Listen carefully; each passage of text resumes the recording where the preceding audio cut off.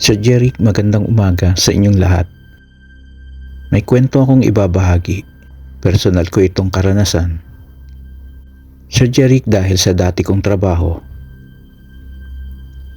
hindi ko nasasabihin ang tunay kong pangalan.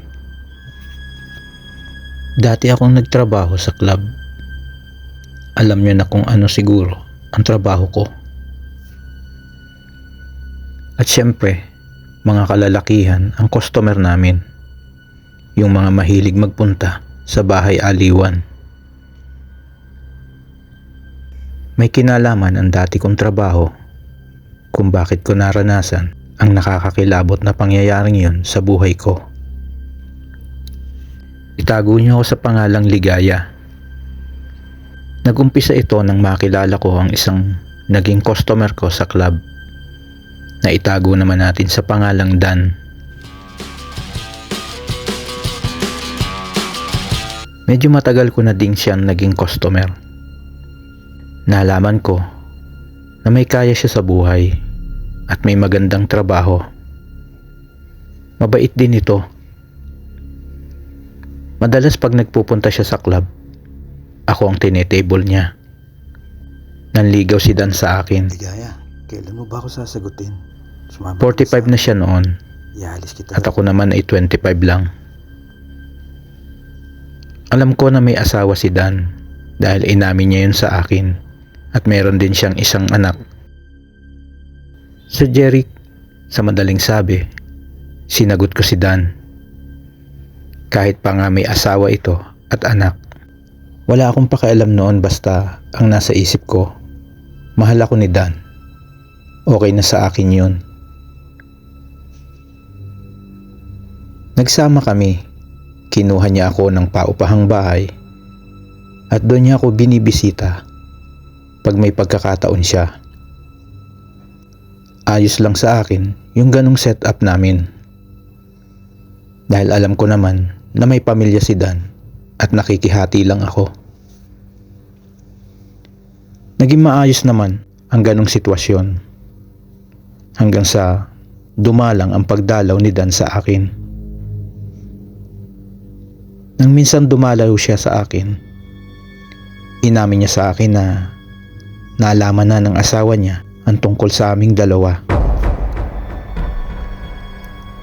May nakakita daw sa amin nang minsang magkasama kami at nakarating iyon sa asawa niya. Tinanong ko si Dan kung ano ang gagawin namin. Sabi niya, kailangan niya muna maglaylo sa pagbisita sa akin para maiwasan ng malaking problema at gulo. Pero hindi pa rin naiwasan ang problema. Isang araw, malakas na mga katok sa pintuan ang aking narinig. Lumapit ako sa pinto. Inaasahan ko kasi na si Dan ang kumakatok. Pagbukas ko, isang babae ang nakatayo sa may pintuan. Nagulat ako at kinabahan. Ikaw ba si Ligaya? Kilala mo si Dan? Mataas ang boses ng babae. Ako nga. Sino po sila? Sir Jeric, pagkasabi ko noon bigla akong hinawakan sa buhok at hinila ako palabas ng pintuan. Napasigaw ako sa sakit sa paghihila sa buhok ko ng babaeng yun. Ikaw pala ang kabit ng asawa ko. Galit na galit ang asawa ni Dan. Marami na ring tao ang nag-uusyoso sa nangyayari. Ilang sampal din ang natamo ko. Buti na lamang at may ilang tao ang umawat sa asawa ni Dan. Wala akong nagawa noon. Matapos yun, bago umalis ang asawa ni Dan, nagbanta pa ito na hindi pa daw siya tapos. Nakita ko na pinagtitignan at pinagbubulungan ako ng mga tao. Akala ko mag-asawa yan. Pala kami. Umiyak akong pumasok sa bahay. Kinabukasan, dumating si Dan at humihingi ng paumanhin sa ginawa ng asawa niya. Wala siyang magawa. dahil pwede daw magsampa ng kaso ang asawa niya. Sa nangyaring yun, lumipat ako ng ibang paupahan. Patuloy pa rin ang relasyon namin ni Dan. Akala ko, Sir Jeric, okay na. Hanggang isang araw, nakaramdam ako ng kakaiba sa katawan ko. Bigla akong parang nanghihina. Ilang araw ang dumaan, parang lalong lumalala ang panghihina ko. Nang dumalaw si Dan, agad niya akong dinala sa ospital para ipa-check up. Ayon sa doktor, maayos lahat ang test sa akin. Nagbigay lamang sila ng ilang gamot, pero nag-offer din naman sila na kailangan daw akong ipa-confine. Pero hindi ako pumayag.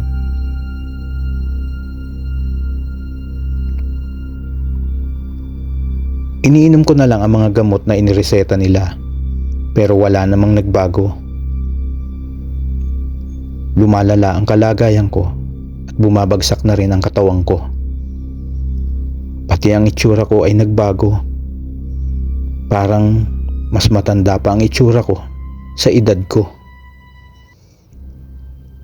Nangangayayat ako dahil sa tuwing kakain ako, sinusuka ko rin kaagad ang kinain ko.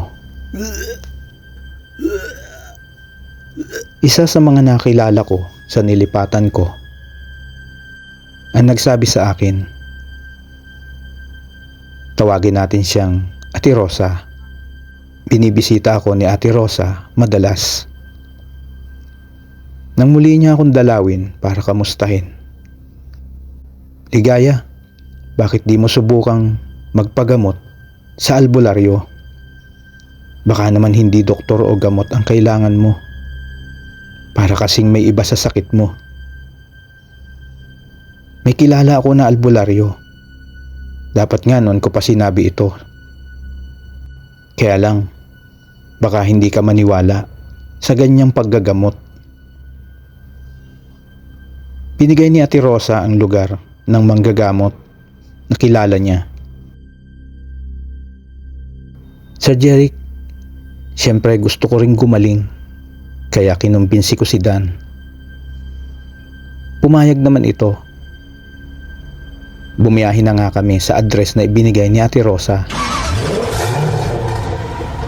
Madali naman naming nakuha ang lugar at bahay ng albularyo dahil kilala pala ito sa kanilang lugar. Pagdating namin sa bahay ng albularyo, pinapasok agad kami ng manggagamot. Unang tingin pa lang daw sa akin ng matanda, ay may nakita na siyang senyales na kinukulam ako. Sir Jeric, nag-umpisa na ang manggagamot. At sa kalagitnaan ng paggagamutan, ay nawalan daw ako ng malay. Dito, Sir Jeric, si Dan na ang nagsabi sa akin ng mga sumunod namang nangyari. Nang matapos akong dasalan ng albularyo, maya-maya, nagtanong yung matanda sa akin. Nagulat daw si Dan na magsalita ako. Ibang boses ang lumalabas sa bibig ko. Nagsasalita ako pero hindi ko daw boses yun. Boses ng isang matandang lalaki. Sabi ng manggagamot, ito daw yung kumukulam sa akin. Pag hindi umaamin o sumasagot yung mangkukulam sa tanong ng manggagamot, may maliit at maitim na kahoy ang inilalapat sa noo ko. Paglapat daw noon ay sisigaw daw ako sa sakit na para akong napapaso. Ano ang kasalanan sa iyo ng babaeng ito? At pinahihirapan mo? Sumagot ka. Aray, mainit. Napapaso ako. Wala siyang ginawa sa akin. Wala pala, bakit mo pinapahirapan? Matagal bago sumagot yung kumukulam na matanda sa akin. May nagbayad sa akin para kulamin ko ang babaeng yan. Basta pahirapan ko daw. Kilala mo? Kung kilala mo, hindi ka sasagot? Aray! Hindi ko kilala. Noon ko lang nakita ang babaeng yun. Hindi ko siya kilala. Sir Jeric, sa narinig ni Dan, may kutob siyang asawa niya ang nagpakulam sa akin. Nagmakaawa daw yung mangkukulam. Napakawala na siya at aalisin na nito ang inilagay niyang kulam sa akin. Pero sigurista yung albularyo. Alisin mo muna ngayon dahil kung hindi hahatulan na kita. Alisin ko na. Lumipas ang ilang pang minuto. Nagtanong ang manggagamot. Ginoo, anong gusto niyong mangyari? Pakawalan ko ba o tapusin ko na ito? Wag, maawa kayo. Matagal na nag-isip si Dan. Pero ang naging desisyon daw ni Dan ay pakawalan na lamang. Basta siguraduhin lang na aalisin ang kulam sa akin.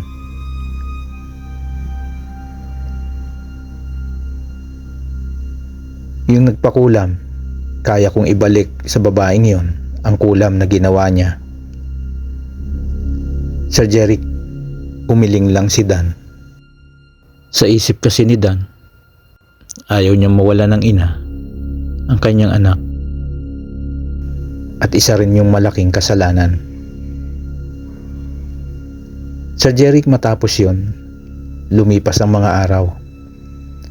At unti-unti akong nakarecover. Bumalik ang lakas ko. Sir Jeric, nagdesisyon akong makipaghiwalay kay Dan. Kahit ipaglaban ko ang relasyon namin, wala itong papatunguhan dahil mali ang relasyon namin. Nakakasira ako ng pamilya. Sa ngayon, Sir Jeric, may pamilya na ako. May tumanggap at nagmahal pa rin sa akin kahit ano pa ang nakaraan ko. May dalawa na din kaming anak. Sir Jeric, hanggang dito na lamang. At sana ay mabasa mo at mapili itong kwentong ibinahagi ko. Ito si Ligaya. Salamat.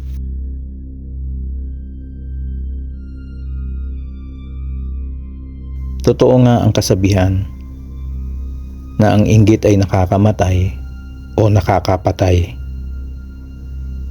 Ganito ang nangyari kay tatay. Kinainggitan kaya ginawa ng masama at pininsala hanggang sa pati ang aming kabuhayan ay bumaksak. Pinakamahirap pakisamahan ng mga taong inggitero. Pagkaharap at may kailangan, maaamo, mababait at matamis magsalita. Pero pag nakatalikod ka na, basura ang mga salitang sinasabi sa ibang tao. Magandang umaga sa iyo, Sir Jeric. Sa kwentong aking ibabahagi ay kapupulutan ng aral ng mga tagapakinig mo. Sir Jeric, si nanay ang nagkwento nito sa amin. Dahil nang mangyari ito, noon ay 5 taong gulang pa lamang ako at si kuya naman ay 6. Wala kaming alam sa nangyayari sa pamilya namin. Itago mo na lang, Sir Jeric, ang pagkatao ko sa pangalang Vince. Narito ang kwento ni nanay. Dati ay maayos ang pamumuhay namin. May kapirasong lupa silang naipundar ni nanay at tatay na ipinapasaka naman sa kapatid ni tatay na itago natin sa pangalang Tionilo. Si tatay naman ay ang pag-aalaga ng baboy ang pinagkakaabalahang palaguin. Dahil sa kaunting kita sa bukid na parte ni tatay At sa kita sa pagbababoy ay unti-unting naipapaayos ni tatay at nanay ang bahay namin noon. Pero sa paggaan ng pamumuhay noon, may mga naiinggit pala kay tatay. Si tatay ang taong hindi madamot. Pag meron, hindi ka tatanggihan. Pag lumalapit ka. Pero kung wala, ay pasensyahan muna. Ayon kay nanay, maraming tao ang lumalapit kay tatay para mangutang. Napapautang naman ni tatay. Pero minsan, wala talaga. Kaya di maiwasang tumatanggi si tatay. Dahil wala talaga siyang hawak na pera. May mga usap-usapan pa nga daw noon na umasenso lang, akala mo na ay kung sino na. Ang tao talaga, umayos lang ng konti ang buhay kung ano-ano na ang masasamang sasabihin na dapat nga ay matuwa pa sila dahil umaangat ang tao. Pero sisiraan ka pa nila. Nagkapera lang, mayayabang na. Ang dadamot. Isang gabi, nakita daw ni nanay na hindi makatayo si tatay sa higaan dahil idinaraing nito ang masakit daw niyang binti at mga paa. Pero binaliwala lang daw ni tatay yon dahil akala niya ay rayuma lamang yun at na makukuha naman sa gamot. Pero lumipas ang araw, walang pagbabago. Masakit at unti-unting nagkakaroon ng maliliit na butas-butas na sugat ang binti at paa ni tatay. At lalong namaga ang mga iyon. Namayat na rin daw si tatay dahil hindi ito makatulog ng maayos dahil sa kirot ng binti at paa. Dahil sa sitwasyon ni tatay, ay dinala na ito sa doktor at pinakumpine para mabigyan ng gamot.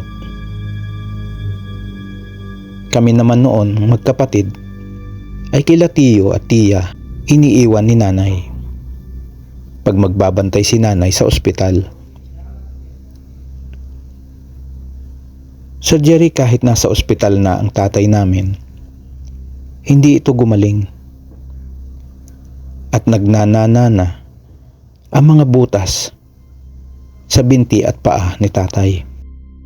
Dahil sa gastusin sa ospital na benta na ang mga alagang baboy ni tatay. Araw-gabi daw nakikita ni nanay ang paghihirap ni tatay. Ilan sa mga karatig nila nanay na nagbabantay rin ng mga pasyente ang nagpayo na subukang magpa-albularyo. Subukan nilang doon ito ipagamot. Dahil matagal na raw si tatay na nakakumpine sa ospital, ay wala pa ring pagbabago at wala rin namang malinaw na paliwanag ang doktor kung ano ang sakit ni tatay. Naghanap daw agad si Tiyo Nilo ng albularyo at nang makahanap ay saka inilabas si tatay sa ospital. Sir Jeric, pumirma na lamang si nanay sa Weber sa ospital. Ayon kay nanay, pagkalabas sa ospital ay biniyahe agad si tatay. Kasama niya si Tiyo Nilo papunta sa lugar ng manggagamot. Nang marating nila ang bahay ng albularyo, Sir Jeric, sinabi ng matandang albularyo na kulam ang nagpapahirap sa tatay namin.